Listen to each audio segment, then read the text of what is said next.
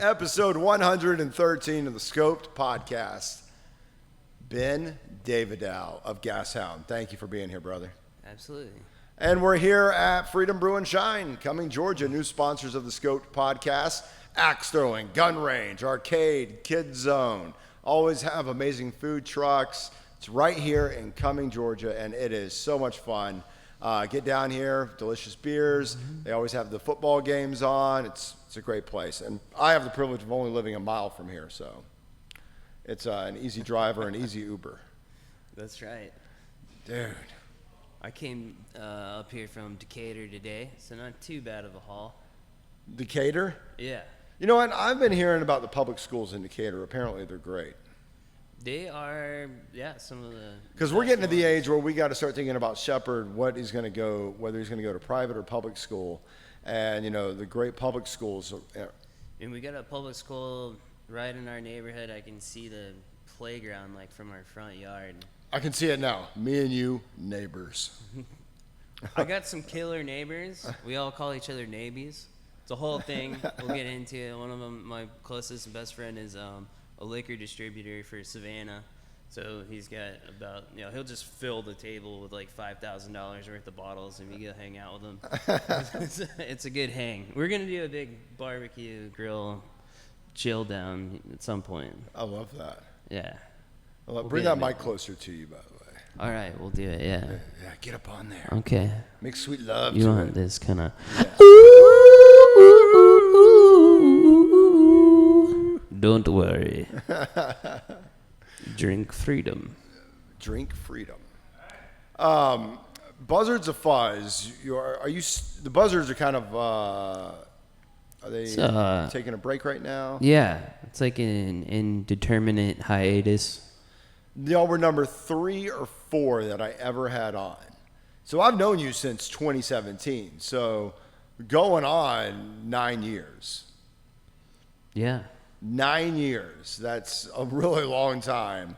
And we're definitely in different stages of life. But the scene when back in that time, it was Greco, it was Buzzards of Fuzz, it was the Howling Tongues. Help me out with some other bands. It was the Pinks. Oh, yeah.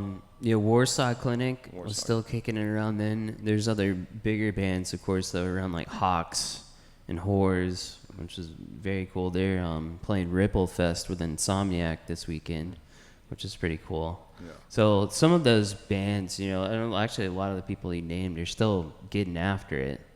Yeah, Greco broke up during COVID. They did, but those members kind of floated out in other bands. Yeah. A lot of which are very great bands. Always love Gabriel and his brothers and stuff. Yeah. So but when I started and when all the bands we mentioned, everybody was close. It was a community, right? Of bands that supported each other, bands that were working together, not against each other. Yeah. And that's what made the scene so successful, was the community of bands. It was the collection of bands that helped make a scene. Yeah, that's how it tends to always happen, is you have some kind of close-knit people all working together and pushing their own scene. I think there's still a little bit of that happening now. It's just more fractured than it was. You have your few bands that still do the community thing, but it seems like as a whole, bands in the Atlanta rock scene it's a free-for-all. It's like, all right, you do your thing, best of luck to you, we'll do ours, best of luck to us. Yeah, it's tough to find people that are really gonna show up for you and fight for the show. I mean, even just the promotion side of things, I think people have really dialed it back a lot, and we need to be ramping up, not dialing down. Yeah, I mean, I don't see bands really, for the most part, saying, "Hey, great friends of ours, so and so's playing this weekend. Go check them out. You know, really good songs. And by the way, we're playing the next weekend at this place." Yeah, I've been trying to share some people's posts around and get some eyes on different bands. It's funny, a lot of the people I work with now are like overseas because I'm getting more traction with, it's just finding your tribe kind of thing. And if it's moved out of Atlanta, that's kind of sad. There's still people here that are the core and kind of heart of Atlanta for sure. But yeah, been expanding outwards, which is a beautiful thing to be looking across the country and across the pond. I want to talk more about that, but I'm almost giving up on the want for the Atlanta rock scene to be what it was pre-COVID. I've almost given up on it. Well, it's got to it's got to get a facelift. It's got to come back 2.0. Like, what do we have to do that? Like, I just don't think, like, a lot of these younger bands coming in. I've seen some of the younger bands, like, the early 20s people that are starting bands in the Atlanta rock scene. They want to be Axl Rose right now. Right. They want to be Guns N' Roses right now. Yeah, I mean, people got to do the work. I used to hang about 100 posters per Buzzard show just for the one show. And a lot of times I'd even drive out to Athens, and then I had about, like 15 spots in Athens that I'd hit. So, I would drive, over an hour just to put up some posters, and then I'd do it all myself around the whole city. And, it takes physically hand out. Put up the posters, and take them and paste them, and do the handouts. I have a show coming up at the Earl on October 22nd. It's with Tom Cheshire and a friend of mine. Tom, let's talk about Tom a little bit too, just briefly, is one of the most incredible people tending to the torch of the Atlanta music scene that's been around for so long. Close friends with Brent Hines, Weston Motel, fantastic band. He's been in so many different things, and so I'm really grateful to have Tom on. Tom kind of does his own show, and it's all based around Choose Awesome, and he's just got this huge heart, and he brings a lot of people. So I'm really grateful to be working with the people who are left in the scene that have really been driving and tending it to the whole time. But so promotion for that show, I just made I've been trying to move away from, and there's a lot of AI art going around, which I'm not for or against, kind of in the middle. But I've been trying to go back towards doing more can we get real artists paid to do real art? Can I get, I just had Claude Abbott from the Buzzards do a poster for us. He did this really cool collage, hand drew it. And then I'm taking, my father is a painter and a jazz musician. So he's painting this big 4x8 sheet of plywood. That's this huge poster that we're going to lean against the building at the Earl. And we're going to get the bands over there to take a photo of us holding the thing against the building. We're just going to leave it there until the show. But when I print the 11x17s to put up posters, that's the poster you're going to get, is the picture of us holding the thing. Yeah. That's so cool. Just trying to up the production. Yeah. And see, that's a lot of bands don't put that kind of care and detail into their show. They're like, all right, we got a show at Smith's this Saturday. We'll practice and we'll go play it, and that's it. Yeah, I got a lot of stuff booked around the city, but I really stand by those 30-30 clauses. They aren't just because the promoter's saying something. That's to bring people into the venue. That's the show that you actually care about what you're doing. You can't be playing the same spot over and over and over and over again unless it's a little barbecue joint or something, which I play those too. But even when I do that, and even if it's close to the city, I still try to stretch them out, about 30 days or at least 3 weeks or so. Because you just can't Is that draw. the clause 30-30? Yeah, it's 30 miles or 30 days. Yeah. See, up here, there's no clause. So there was a great band that I would have given anything for them to be running around with y'all pre-COVID, Mannerism. Cool. I had them on the podcast. They are just great musicians up here. And Asa and I went and saw them at another brewery randomly one time. And I'm like, these guys are amazing. I mean, it reminded me of pre-COVID Atlanta rock scene. It reminded me of Buzzards at Star Bar. It reminded me of Greco at Smith's, like that kind of energy. And they would play here. They'd play back-to-back nights a mile apart, and they would sell out the room. Yeah, you can do that if there's not a lot of venues around, Yeah. because then you can get the people in. But if you're gonna play in downtown, there's just so many options for people to pick from that you got to put in a lot more work. Which is why, unfortunately, it's making it less and less of a stopover from bands coming out of town. Because if they can make $400 in Macon and they could come up here, but you're only gonna make about $100 in Atlanta.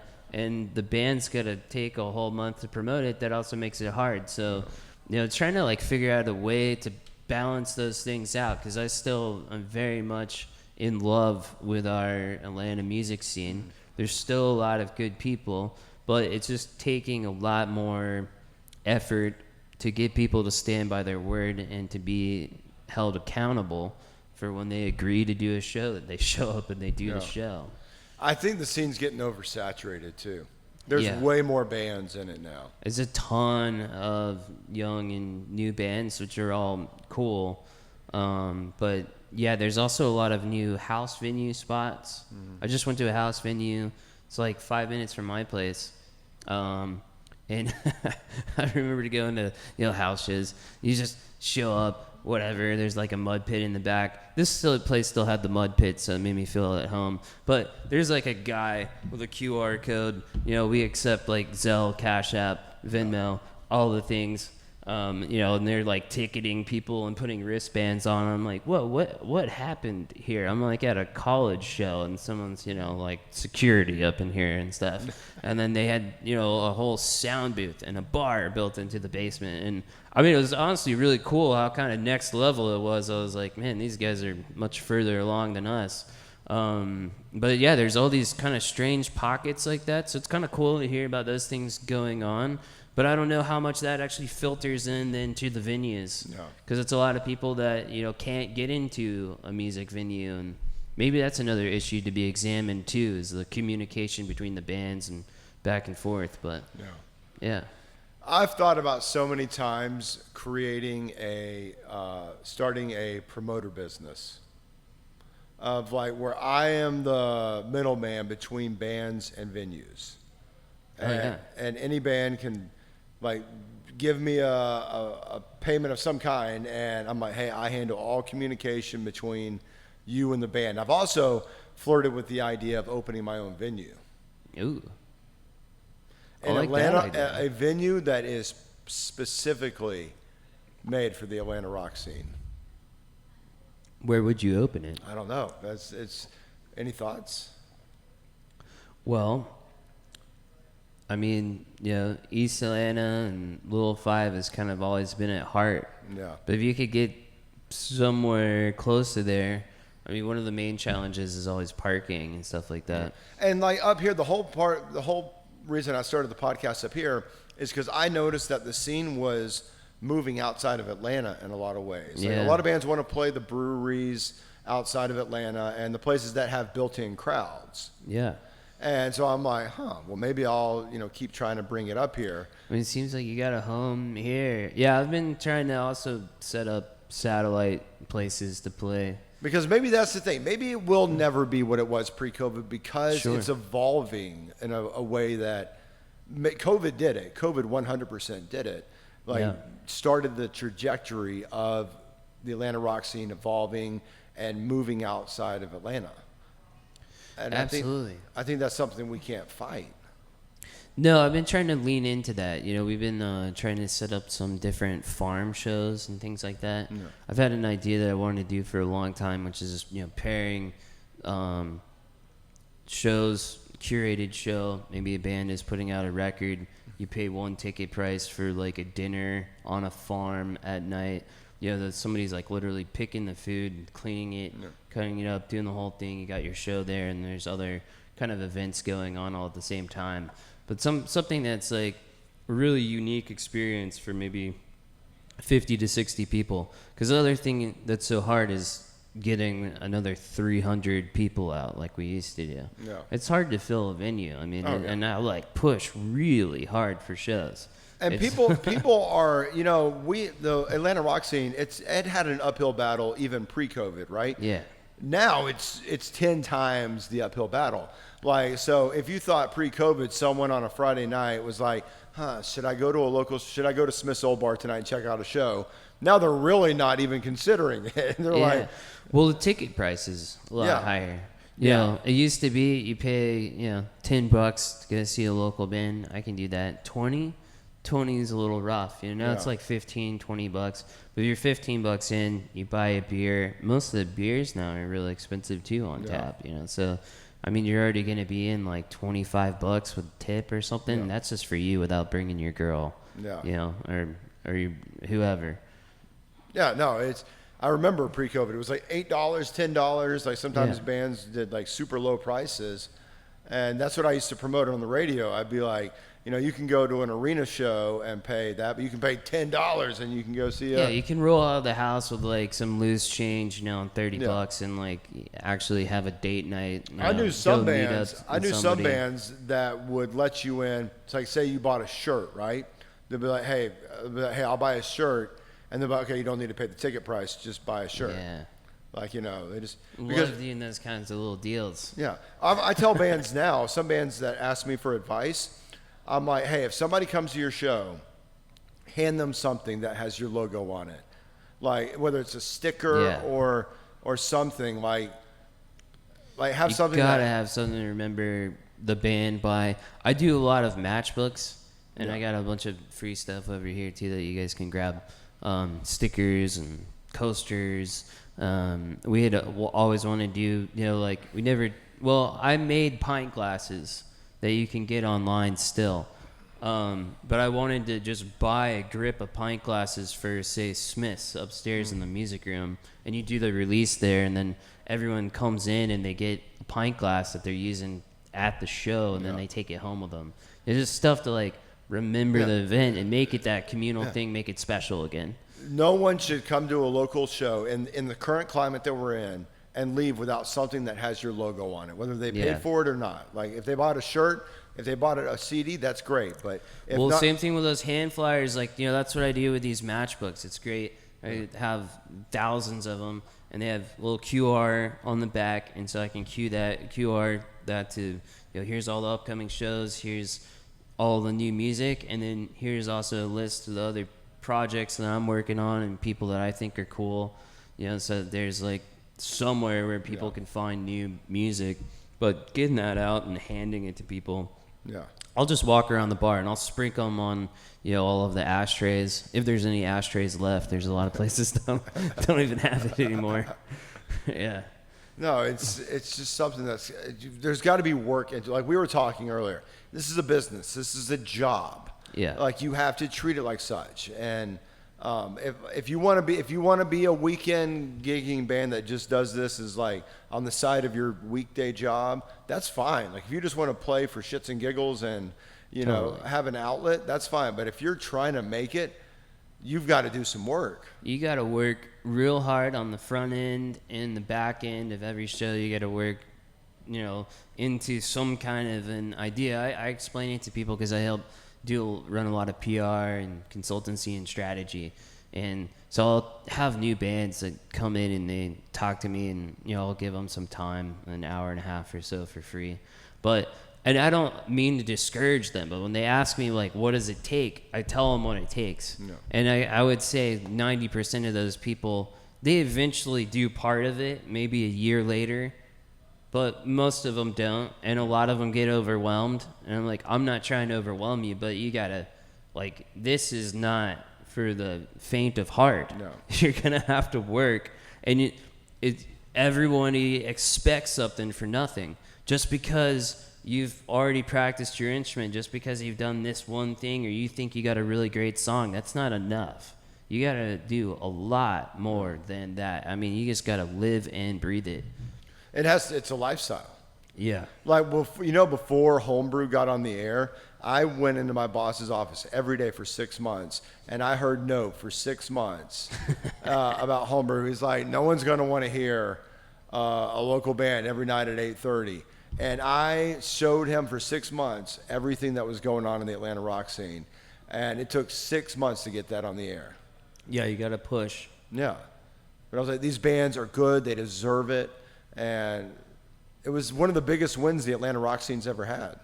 I would say so. That's like the only time to my memory where the local Atlanta bands were able to be showcased for being from Atlanta, which I don't know why you wouldn't immediately want to do that if you're a radio station in Atlanta covering the people that are in your own city to get their stewardship and everything else. It seems like a win. I mean, you knew it from day one, and so you got your home run, I think. You know what they tell us on FM radio? Be local, talk local. And that's what convinced my boss. I'm like, y'all want us to be local? I'm trying to get local music played on the radio. How much more local do you want? I don't think we could get any more local. Besides getting like a leather worker to cut my own belt and somebody over here to make my shirts or something. Right? I would see screenshots from. Oh, Sheppy, come here, buddy.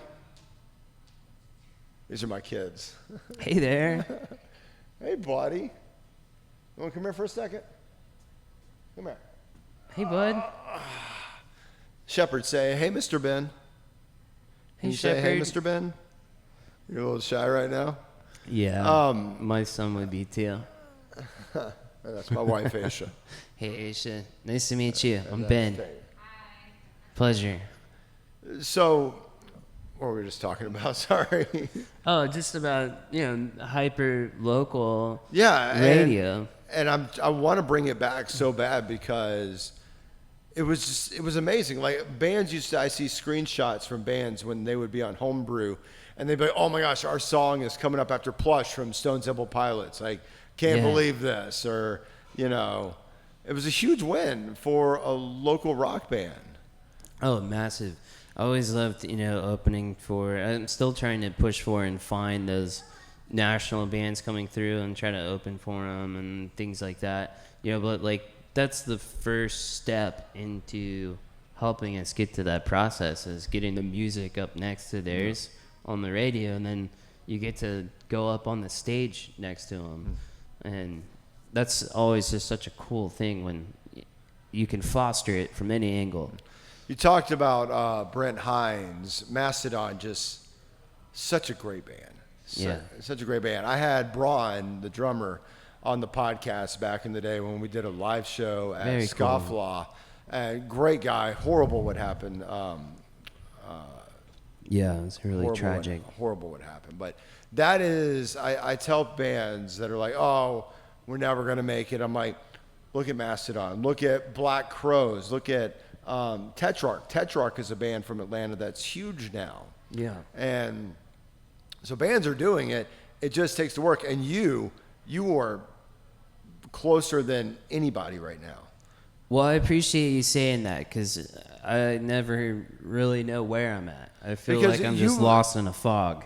You do something, you said something about going outside of Atlanta. You're working with a lot of other musicians from around the country. You've recorded at Abbey Road, right? Yes. That's huge. Yeah. How many bands can say they've recorded at Abbey Road? How did you do that? Well, that came from wanting to roll over to England with Mama Bear, and we were trying to conceptualize this tour I thought it would be a really cool idea to record somewhere at the end of the tour. So we mostly record like all of the Buzzard stuff and Phantom Electric and other stuff and Mama Bear and a lot of other bands I play for with Chris Sampson from Ponderosa. It's amazing. Ponderosa has like millions of plays still on Spotify and they haven't played in years. Talking about another Atlanta band that made it and did the thing. You know, I always have so much respect for that band, and Chris has been an influential person in my life as a very close friend, as a producer. So he put out this idea once I told him about going over there, and he's like, well, if you're going to record anywhere and be in England, you might as well just go to Abbey Road. I was like, well, we might as well just go to the moon, Chris. Why don't we just like print our own money and start, you know? So I thought, this is absurd. And then I thought, well, I don't want to tackle this from, you know, that's a cool thought. And I'm like a dreamer of dreams. Yeah, we're the music makers. We got to create these things. So figured, why not look into it? It wouldn't hurt. This is Colin Curtis here, my close friend from Black Hat Rising. All right, right on. And Think Never. Yeah, coming on in hot. So, yeah, hey, buddy. Yeah, I just thought, you know, I'd give it a shot, look it up, and then figured out a budget. They actually got back to me. We had quite a few email exchanges, and then it got down to, like, pick your engineer. I'm like, oh, okay. Like, looking through everyone's credits, like, everyone's credits are blowing your mind. They're, like, Rolling Stones, Beatles, Pixies, you know, and then I went through and I handpicked the guy. I'm like, I want it to be this guy that works with Johnny Greenwood a lot because I love Radiohead. Yeah. I'm a huge fan, and he also works with Paul Thomas Anderson, and has scored a lot of his films and worked with Johnny Greenwood on stuff like, you know, There Will Be Blood and Phantom Thread. Just these huge, beautiful movies. So I was like, this has got to be the guy. And I had already done some work out in the desert before with like Dave Ketching and Chris Goss, sort of people from like Eagles of Death Metal, Queens of the Stone Age family. And that really helped me too to conceptualize doing something a little bit larger. But we were doing like 12-hour days when we were in that studio. So I figured I could do something similar at Abbey Road where we do like about a 12-hour day, go in, just hit them back to back. And if we're coming off of a tour, we should be red hot because we're like playing every night. No. And then you just walk in and do it, hit it live, and try to capture it right there. Oh my God. Yeah.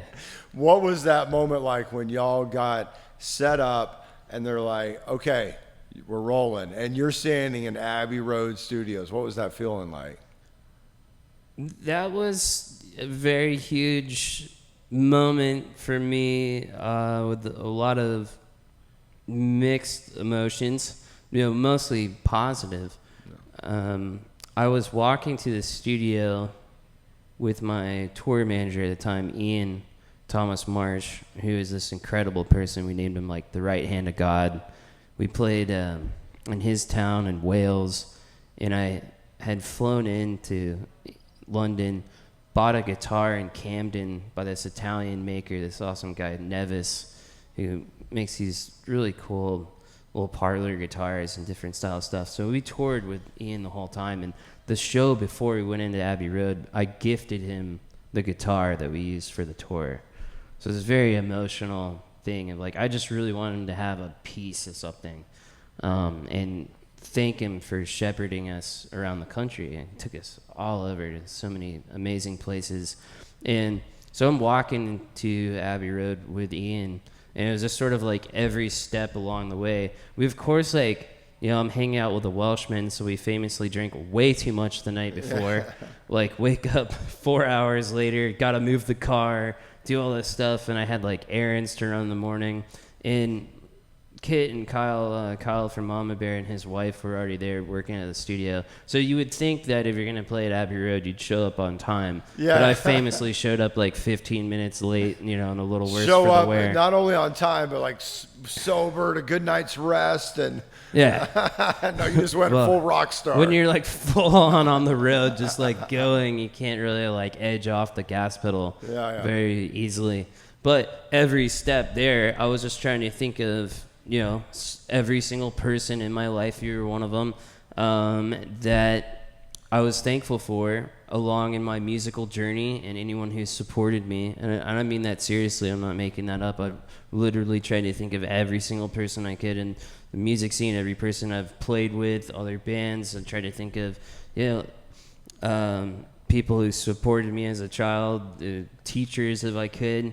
Just almost like a meditation of, thanking people and bringing up their face in my mind, and like being really grateful for that moment that I had been awarded this time to now take the art that I had been working on for so long and get it down in such an epic, larger than life place. Yeah.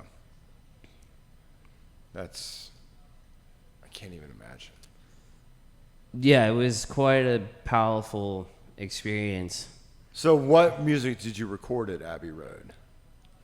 Well, I wouldn't, knowing I wanted to get a single done, like a traditional A-B single, but I wanted to push for a little bit more than that. I was like, you know what, I'm going to do a bunch of acoustic cuts, try to get almost the whole record done if I could.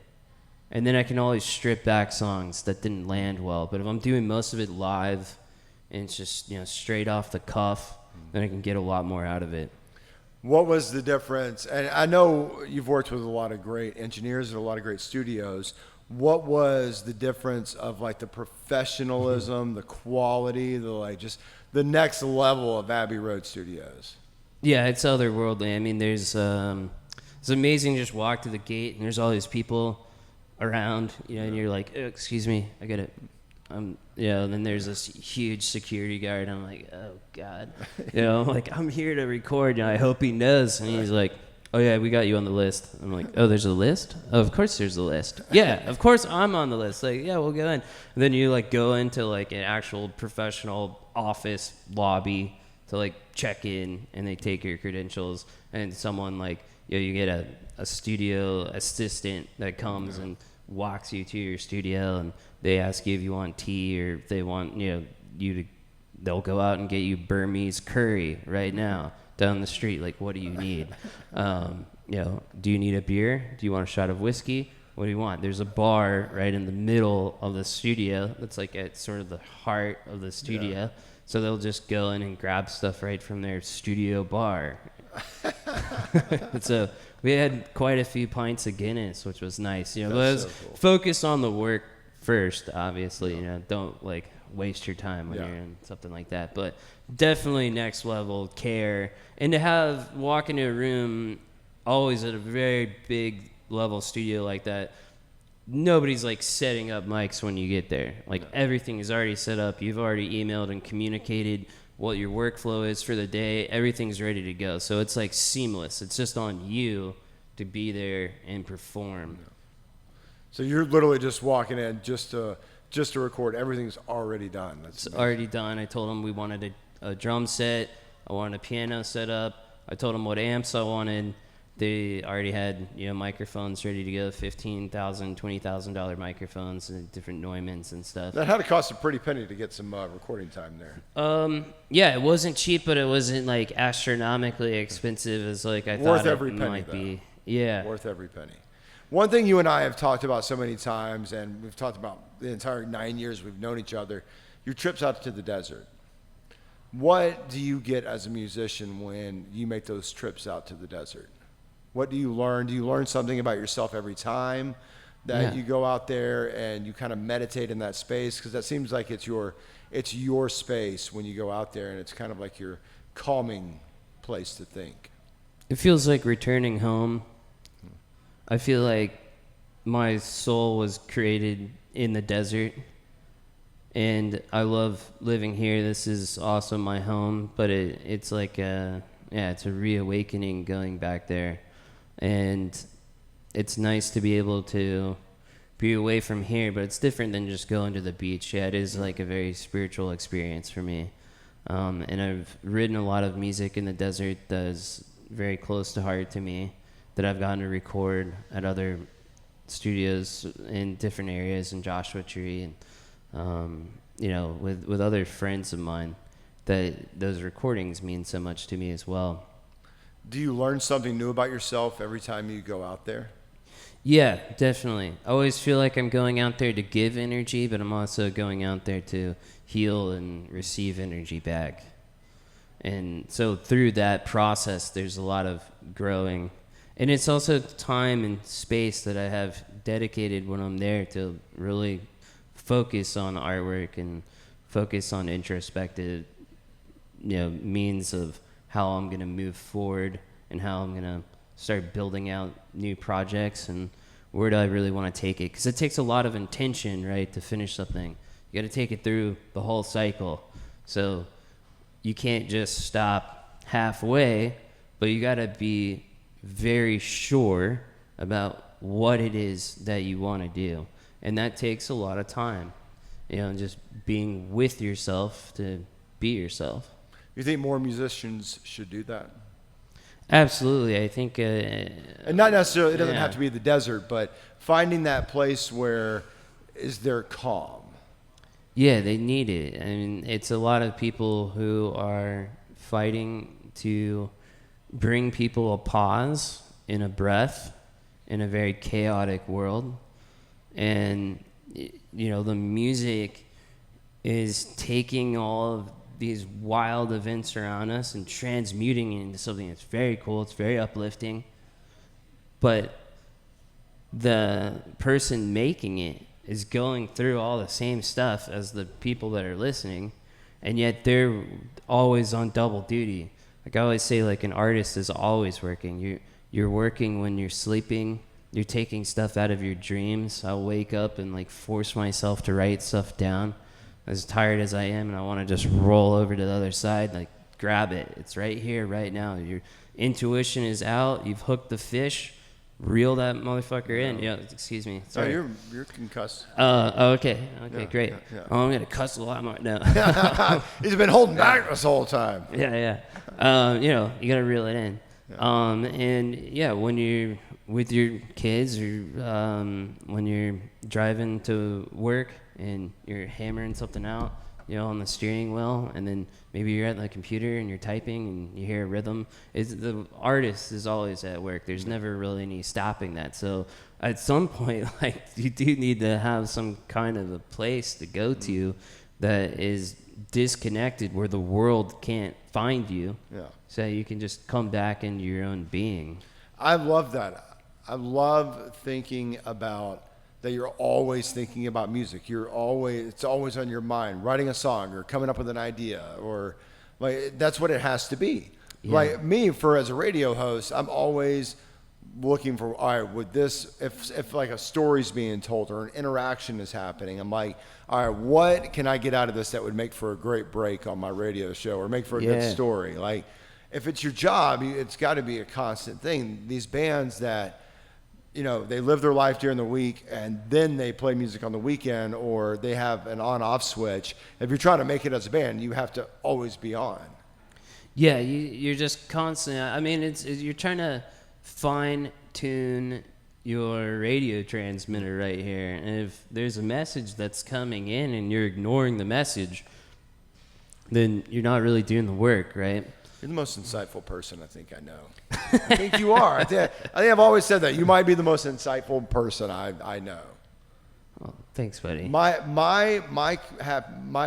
desert is sitting in. I built a gym in my house, and so I have a sound system in my gym. Oh, nice. And I just love sitting there by myself and doing music discovery, finding a new song.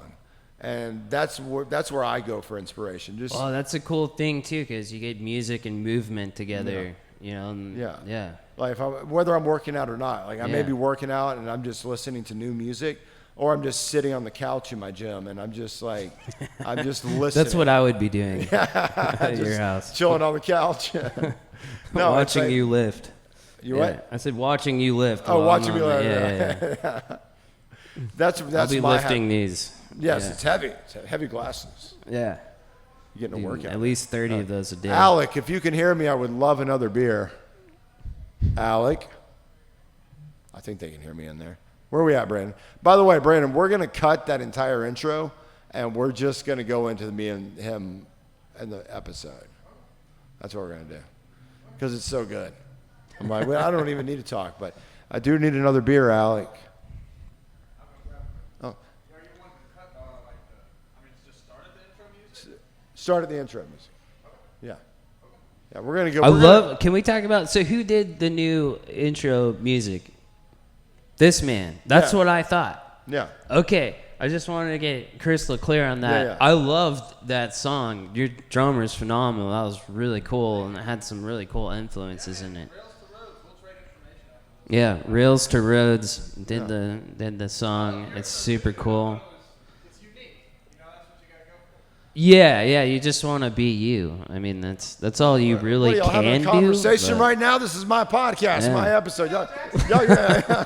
They're going to swap places here in a moment. Yeah.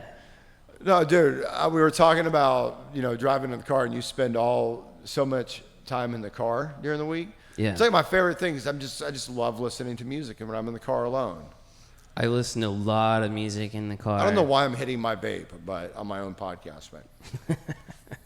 Yeah. Fuck it. I have a lot of people that send me tracks and they want me to listen to different stuff, which is always great too. So it's a good time to be reviewing that, or I review demos. I do a lot of acoustic demos at home, just straight on my phone. 'Cause it's just a lot quicker, dirtier, easier. Get the idea down. No. Bands still send me songs, and I'm like, I don't have homebrew anymore, guys. I don't know what you're trying to. Well, you at least get a first ear on it. Yeah. I appreciate it. They're like, hey, just wanted you to hear this. And I'm like, I love that some bands still, that's cool. See me as Atlanta's rock ambassador because it's been a long time. It was weird. COVID made it weird, man. COVID made it so weird because I couldn't do the podcast during COVID because there weren't a lot of gigs happening. And we're all at home. Don't ever bring me another beer, Brandon. You are so above bringing beer to the table. Don't ever do that again. If I ever see you do that again, I will be so pissed. Oh, buddy. Thanks, dude. You're very sweet, Brandon. He's bringing you beer. He's writing you songs. I'm okay for right now because we got 3 sets we got to play here, and I do want another one. But he's doing more after he plays the one from 4 to 7. He's going to Duluth or wherever, right? Yeah, I'm going to be over at Sweetwater Bar and Grill, which I haven't played in probably 15 or 16 years. I had a friend of mine that wanted me to come up, so I'm going to open the show, do a little acoustic thing, and I'm going to play on his stuff. You know what kills me? You know what's really hard about the video format now? Back when we were at the Rock 100.5 studio, we could just talk forever, right? And just talk whatever, and then I would just edit it down. Now it's got to be a little more condensed. And I hate that because there's so much I want to talk about. And you may come back on very soon because there's just so many things I have written down that I wanted to talk to you about. I love you, Benny boy. It's been so long. Well, there's going to be even more to talk about next time. But So you have a big October on the way. Yeah. Big October. What do you have going on? You have new members of Gashound that you've already given me a special privied information to, so I want to hear that. Yeah. Okay, so let's talk about that a little bit. Back to the show at the Earl on October 22nd. Yeah. I really wanted to hone a home show where I'm headlining, taking myself seriously. I'm putting out this new song that I sent to you. So good. One of a kind. Colin is playing slide on it, Black Cat Rising. I have Nick Whitson from Phantom Electric. He's on it. They both sing. It's a song I wrote years ago, kind of put into the Buzzard canon. We actually recorded it for the Buzzard's full-length record. It just didn't make it to the final cut. I took the stems that were still floating around wouldn't finish it off. And so I'm really excited to release and get that out, and it kind of ties back to the desert thing being home for me too, but of having the Earl as the home venue in Atlanta, which has always felt that way for me too, being on that stage. And so we were talking about the Pinks a little bit earlier, which is this fantastic local band. It's been around forever. Great musicians. Always been really influential to me, even when I was much younger, 18, 19, 20, coming down to Atlanta for the first time, seeing bands. And so I asked Adam McIntyre from the Pinks if he would play guitar for the show. And he was just all in without even skipping a beat. It wasn't like I got to, chord him or whatever. He was like, well, where do you want to send the tracks to? And which guitar would you like me to play? And I got 3 different ones I'm thinking would sound good on this stuff. Like, he immediately just jumped right in. Now, is he just doing this one-off show? I think so. I've been doing a lot of duo stuff with Nick, where he's playing drums and I'm running a splitter, and I'm kind of doing this octave shift thing. I'm getting running into a bass amp and a guitar amp at the same time. And there's a lot of touring that I still want to do that way because it's more accomplishable. It's the sound I'm trying to get where it's live and raw, but it's cost effective too. And so I want to take that overseas, but I do want to have these guys around. And Adam's son is a phenomenal drummer, Paul. And so Paul's going to be playing drums, and then I'll have Nick, who is just a fantastic multi-instrumentalist. He's moving from behind the kit to bass. And he played guitar last year when we were at Bonnaroo. He just kind of fills in where he needs to. He's kind of a Renaissance man. Is Gashound, is it primarily just you? Yeah, I created it that way because I was tired of, I played in so many bands where everyone had so many different ideas, and I love to have equal creative control, but it usually just doesn't really work out that way. And then somebody just stops, and then they go, well, we can't do the band anymore. And you're like, well, okay. I just put 4 years of my life into this, and then it just disappeared. So I wanted to have something that, I had control over. And then I figured, okay, I have other stuff, ebbs and flows. That's cool. I don't have to get upset about it. I just show up when it's working and leave when it's not. But at least have one common thread that's always going. And so, yeah, I've been trying to stitch that together, keep me going. I love the idea of you and Adam playing on a stage together at the Earl. I've never played guitar with him, and he's played subbed in with the Buzzards before on bass. Which even when he was doing that, I felt like I should be giving him my guitar. I'm like, I don't understand why I'm playing guitar right now. I told bass. Adam after we interviewed for the first time, I'm like, you might be one of the most knowledgeable smartest musicians I know. Yeah. I told him that one time. I'm like, and he's just such a great person too. Yeah, he's a really sweet guy. He's been doing, he's like a beekeeper now. He's a beekeeper? Yeah. You can buy his honey. He's been doing comedy shows. Adam McIntyre's been doing comedy shows. Yeah, he's a great comedian. He's been doing all kinds of stand-up shows. He's been doing Reiki. What? Yeah, he's like a Reiki practitioner. Went through this whole thing. He's doing healing sound baths. He's got all these muscle cars and stuff. I did not know Adam did comedy. That blows my mind. That Adam is a comedian. Yeah, you'll have to look up some of his stuff. Yeah. I want to get him back on the podcast so bad. I miss talking to him. Yeah, he's a great guy to have around. So I'm just stoked that I could build the band out in a new and fresh way. So One of a Kind, that was the name of the song, right? That's right, yeah. You mind if we premiere it? Please. Please, Brandy, can we premiere, and is it a Gashound project? It is from Gashound. Yeah. It'll officially be released on October 10th. Yeah. Before the show. I wanted it out a few weeks before the show so that people can be listening to it. But you guys get it first here. It's one of a kind. And it's here on the Scope Podcast. Because you're one of a kind, Jackson. You're one of a kind. Thanks, girl. I live in all of y'all's shadows. I am just The whole reason I became Atlanta's Rock Ambassador was to promote y'all. That's it. I am on the outside trying to just promote these incredible musicians. That's why I played y'all on Rock 100.5. That's why I MC shows, because I truly believe in y'all as musicians. And well, thank you, man. That's more and more rare. No. And it hasn't been missed on me. I can't speak for anybody else, but thank you, brother. We appreciate you. I love you. Play it, Brandon. Can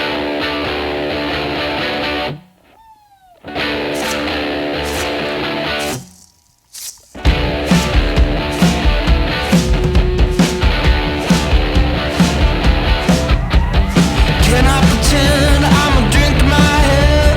Can I pretend I'm the devil himself? Can I pretend that I'm someone else? Can I pretend I'ma be myself? Now can I? Now can I? I can never be a piece of mind. I can never be I can never be I can never be a piece of mind. One thing in this life for sure.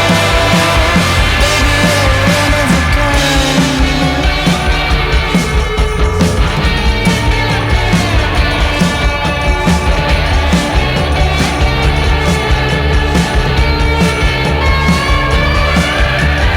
Can I pretend to be a black tie star?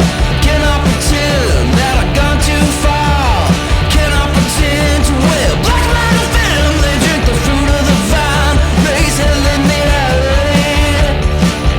Now can I? Now can I? I can never be a piece of mind. I can never be I can never be I can never be a piece of mind. One thing in this life for sure. Baby, you're one of a kind.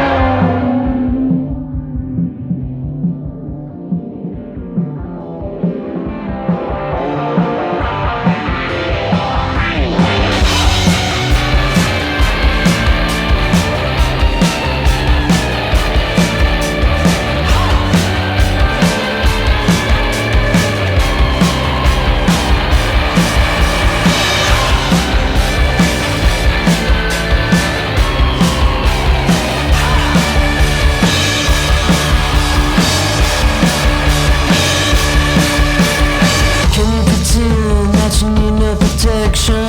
Can you pretend that you believe in election? Can you pretend that you're black market legal?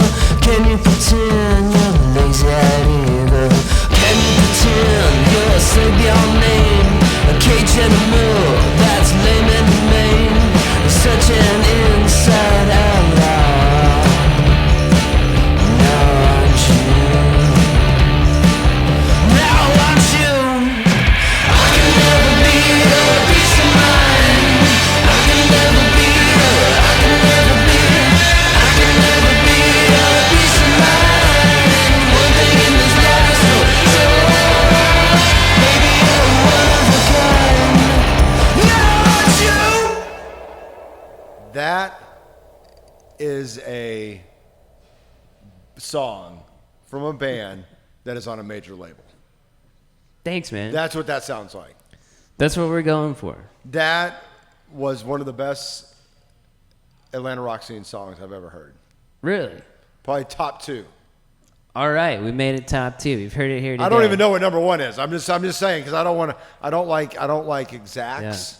Yeah, I don't for like sure. saying that is the best song I've ever heard. I've never said that about a song in my life. No, but, that makes it more truthful. I appreciate that. But that was an amazing song. Thanks, brother. Yeah. Yeah, I'm all for that, and that's Any what, video game companies, they're very open yeah to talk. And when I say we, you know, I mean, like, you know, working with Chris and Nick and you know, Colin and stuff. Yeah, that's what we're going for. It's like we're trying to do a takeover. We're trying to go next level, man. Like, swords are out. Leave your sheath by the door. Like, we just go in swinging. You know, one thing I had written down in my notes about getting the rock scene back to where it used to be in Atlanta. People get excited when you get excited. Yeah, man, if you don't care, nobody else is going to care. Like the thing is, like, and this is the post-COVID world that we live in. People have a lot of shit they're dealing with. Yeah. They have a million, and this is just honesty. People have a million things that they care about more than going to a show on a Friday night, right? Yeah. So they have a million different things that they need to do before that in their everyday life. Most people are just trying to put food on their table. Yeah. Most people are trying to find the next job because they just got laid off. I mean, yeah, it's hard. So to get them excited, you have to be excited as the band. You got to enjoy it. That's one of my favorite things about playing with Claude from the Buzzards is we'd play together and he'd start howling, just howling on stage like a crazy maniac wolf, turning into a werewolf. And that's the energy I love. Like we'd both be howling together and yelling and screaming on stage and jumping around. And some of the times the people in the front are like, as I've always said, since day one, it doesn't matter if you have 5 people at your show or 500. That's right. You have to have the best energy every single time. Dude, if you got one person there, then you have a chance to translate something very incredible to that person, and you should be honoring that just as you would honor it to 1,000, as you said, 5 to 500. Because that person 1 to might 1,000. go and buy your album on Spotify or this or that, and then they'll be like, they might tell their coworkers, "Hey, I saw this great band last night," and then you create a web of promotion. Yeah, and you don't know in what way that moment might change their life. Yeah. Could be in small ways, but it all ripples outward. And so by you doing a positive, innately good act, by sharing your art and opening up, exhibiting some candor, and being like, this is me here right now, raw, that's a huge thing for other people. Is you being vulnerable. It gives them a moment to feel that. And if you can do that and get other people connected, then you're really helping a lot of people along, especially for the people that's the last thing on their mind. That's why it's the most important thing that has to happen, because you got to bring them back into reality, bring them back into the moment. Yeah, there's a lot of hard stuff going on, but you're still here. You were made to handle this. You can. But we can take a moment together. We can take a break from all that. We can enjoy life together in this, or we can grieve together, whatever it is. But like, this moment is ours. It's not owned by some other company. It's not owned by some other person. This is your time. This is your moment, and we get to have it together. And so that moment to me is a high moment of respect that I want to give to myself and of respect to the listener. What would you tell a band that is starting off in Atlanta right now? They just formed, they got a couple songs, they want to get out and play live for the first time. What would you tell a band like that? I would tell them to just go out and be as weird as you possibly can be. Be as memorable as possible. Yeah, I mean, in the sense of being wholly themselves as much as they know themselves. Just go out and do it, because that's what's going to be memorable. Mm-hmm. If they go up and they are holding back and, you might be afraid. That's okay. Use it. Use the energy that's around you. Mm. But by all means, try to present the most truthful, accurate version of yourself when you're doing it. And then there's nothing else to be worried about. I think y'all played with Bleach Garden at Star Bar one time, and I think it was someone else too. It might have been the Stir, it might have been Greco. I can't remember who the other band was, but it was you, Bleach Garden, and someone else. And it was, to this day, one of the best shows I've ever seen. It was at Star Bar, and it was just, the energy was just insane. Yeah, once you're in it, if you can just kind of open that portal, then you just let it flow straight through you, and it just fills the room. I've told the story many times, but I was emceeing a show at Star Bar one time, and I will not name names, but we were in the green room, and they lined up 4 lines back to back and did them 4 lines back to back, and they go out and they were singing death metal. Like death metal kind of thing. Their voice was, they were just so high energy. It was a great show. Yeah. But to this day, it was one of the craziest things I've ever seen. Like just do 4 lines back to back. And I'm like, what? And then just go out there and sing like they're... Get on Lemmy's status. Yeah. Yeah. Was it? Y'all were part of it. What? Oh my gosh! I gotta find this. I'm sorry. To everybody watching the podcast. I have to find this picture because it's one of the most insane pictures ever. Ben, when did you start playing music? What got you into playing music? I have to find this picture. I started playing music when I was pretty young. I was 8. My father's a jazz pianist, so I always had a lot of music around. My mom also plays some classical piano and can sight read. So I kind of was just already living and breathing it as a child. But I really wanted to play guitar. I knew that. It's a lot easier to move around than a piano. You can take a guitar to the beach. It's a little harder to take a baby grand, out to the ocean. So there's part of the practicality, but I just always loved rock and roll. How did you get into the Atlanta rock scene? Well, I had met Van from the Buzzards, and he's Insomniac right now. He's on tour with them, going across the country. Like I mentioned earlier, they're at Ripple Fest right now, which is really cool.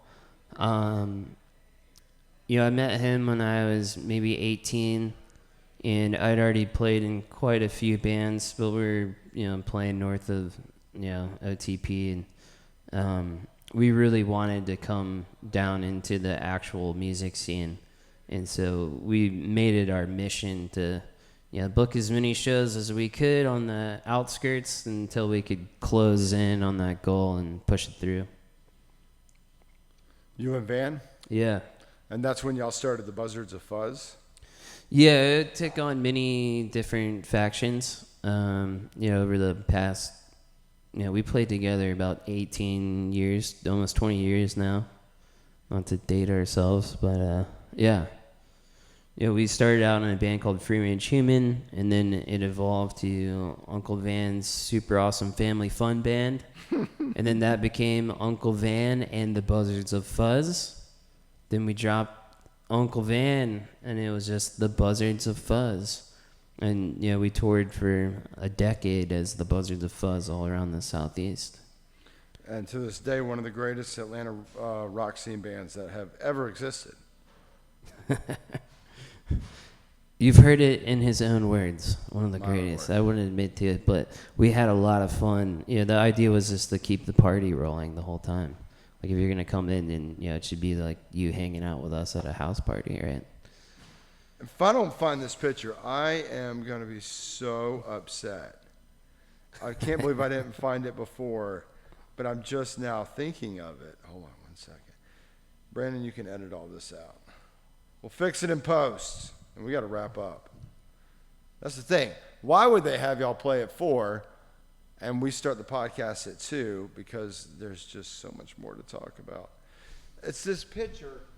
We are at Star Bar, and I'm emceeing a show. There's that one. Was it for the first Fuzzstock? I think you emceed the first Fuzzstock. I did, and that might have been it. I don't know why I'm not waiting till after the podcast to find this. Is so dumb. No, I do this quite often. What model guild and what year is that? That's a beautiful guild. That's a great question. I don't know the answer to either one of those questions off the top of my head.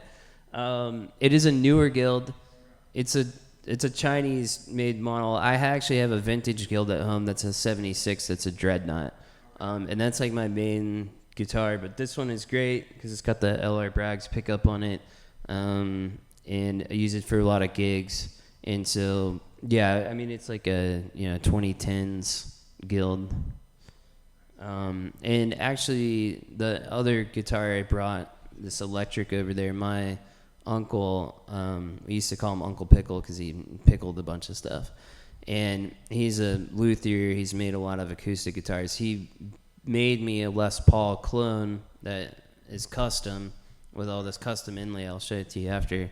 But that guitar is the Pickle Paul. And so, yeah, the Pickle Paul is what I played with the Buzzards of Fuzz the whole time that we did all that project. So I'll show you the buckle rash on the back of it. It's pretty serious from many, many, many years of touring. It's had a lot of love. It's something that you can't really just like do overnight, you know. I got bullet belts, so I know what the rest. Brandon, Yeah. if you're not mic'd up, then this conversation is not going to make the pod. Switch to the camera audio. Son of a bitch. No, I do not magic. Oh, man. Never He's mind. a wizard, Harry. He's a wizard. Yeah. Y'all got to play. Y'all got to set up. Y'all are playing in 12 minutes. To set up. Ben, we didn't get to a ton. We didn't get to as much as I wanted to. So now I got to have you back so we can keep talking. It's a great problem to have. But what are your goals for 2026? Changing the word problem to opportunity, like having a severe drinking opportunity, especially at the brewery here. There's always an opportunity. Always. The goals for 2026 is that, you know, we're moving towards getting a lot more vinyl out, and all the different bands I work with, you know, Black Hat Rising, Phantom Electric, Mama Bear, Houston and the Blind just put out a full record that we toured last year, but, you know, hopefully Charlie will be putting out more stuff soon. There's a constant stream of stuff coming out of Chris's studio.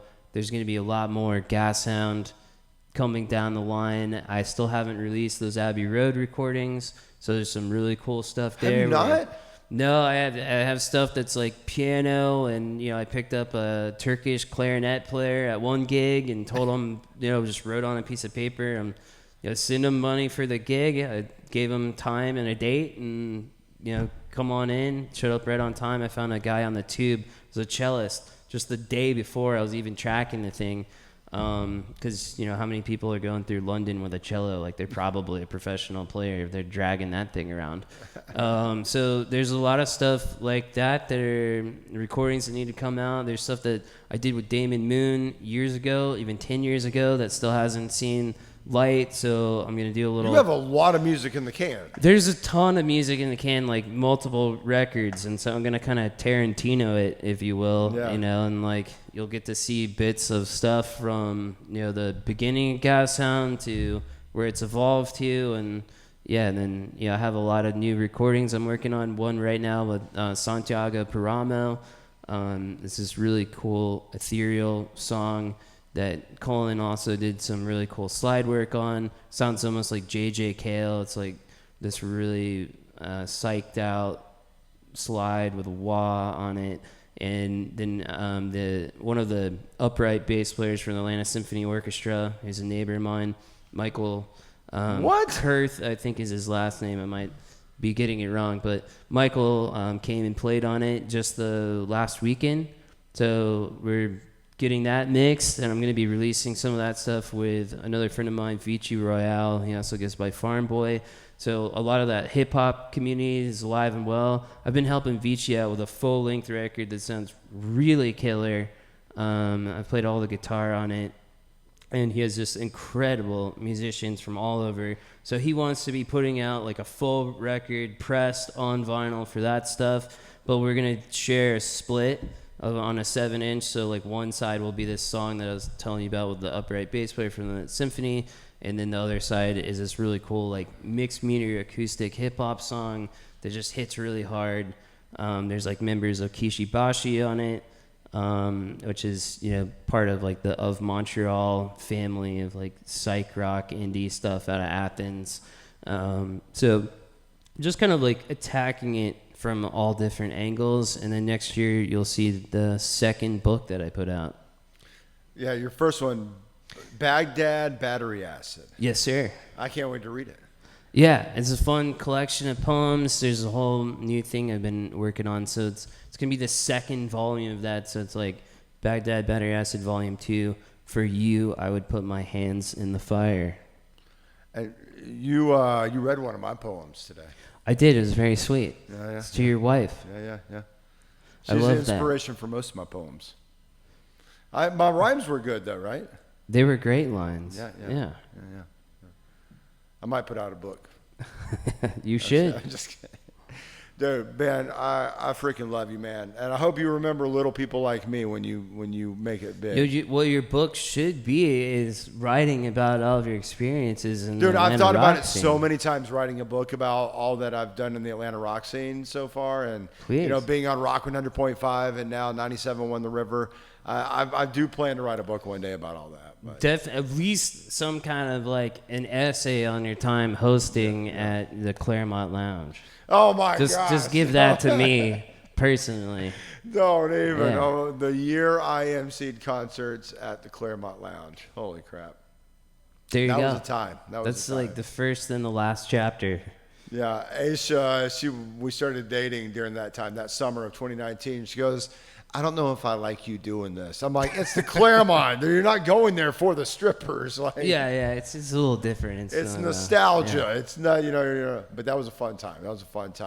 Amos, who I love dearly, Van, all them for, that great year, which it ended at the perfect time when it did. But that was something to write a book about for sure. Because my way of before I started dating Aisha, my way of always giving back to the Claremont for paying me and giving me all that free beer was always pay for a lap dance at the end of the night. See, this is the perfect fodder for a father to write a book. Yeah. And now I got a 3 and a 1-year-old and I'm married. There you go. Episode 113 of the Scope Podcast, hosted by Atlanta's rock ambassador Jackson Heaton, that's me, and the infamous one and only Ben Davidow of Gashound. Brother, it was a pleasure. You know how I used to say, do you remember my tagline at the end of my episodes back in the day? Let's keep it tight. Next time, wear something tight. Yeah, wear something tight. I can't do that anymore. I don't know why I can't bring myself to say that anymore. Well, hey man, next time, wear something tight. Ben did it for me. We all need wrapped. friends. We all need a little help. And we're wrapped. We're done. Episode 113. That was perfect.